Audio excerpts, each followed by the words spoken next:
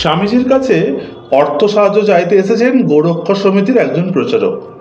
এরা দেশের নানা জায়গায় গরুর জন্য পিঁজরাপোল স্থাপন করছেন। কসাইয়ের হাত থেকে অসহায় গোমাতাদের রক্ষা করাই এদের জীবনের ব্রত।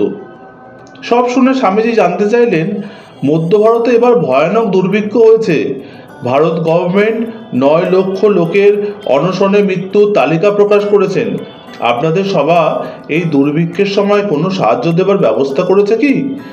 প্রচারক বললেন, তাদের সমিতি কেবলমাত্র গো মাতাদের রক্ষার জন্য স্থাপিত।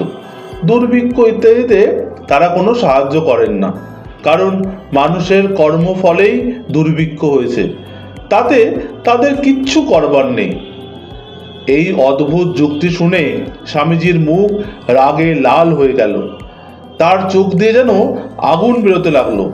তবুও নিজেকে সংযত করে শান্ত দৃঢ় স্বরে তিনি বললেন, যে সভা সমিতি মানুষের প্রতি সহানুভূতি প্রকাশ করে না, নিজের ভাই অনশনে মরছে দেখেও তার প্রাণ রক্ষার জন্য এক মুষ্টি অন্ন না দিয়ে পশু পাখি রক্ষার জন্য রাশি রাশি অন্ন বিতরণ করে, তার প্রতি আমার কিছুমাত্র সহানুভূতি নেই।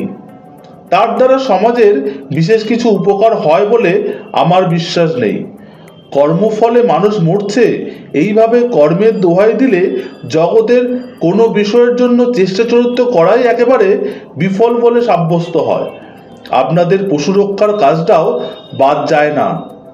ওই কাজ সম্বন্ধে বলা যেতে পারে, গো মাতারা নিজের নিজের কর্মফলেই কসাইয়ের হাতে যাচ্ছেন এবং মরছেন। আমাদের ওতে কিছু করবার প্রয়োজন নেই। প্রচারক একটু অপ্রতিভ হয়ে বললেন, হ্যাঁ, আপনি যা বলেছেন তা সত্যি, কিন্তু শাস্ত্র বলে গরু আমাদের মাতা। স্বামীজি তৎক্ষণাৎ উত্তর দিলেন, বুঝেছি, তা না হলে এমন সব কৃতি সন্তান আর কে প্রসব করবেন?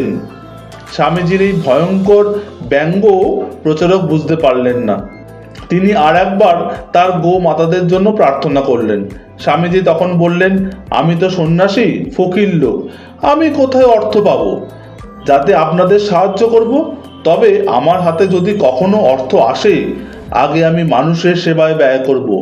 মানুষকে আগে বাঁচাতে হবে। অন্নদান, বিদ্যাদান, ধর্মদান করতে হবে। এইসব করে যদি অর্থ বাকি থাকে, তবে আমি আপনাদের সমিতিকে কিছু দিতে পারি।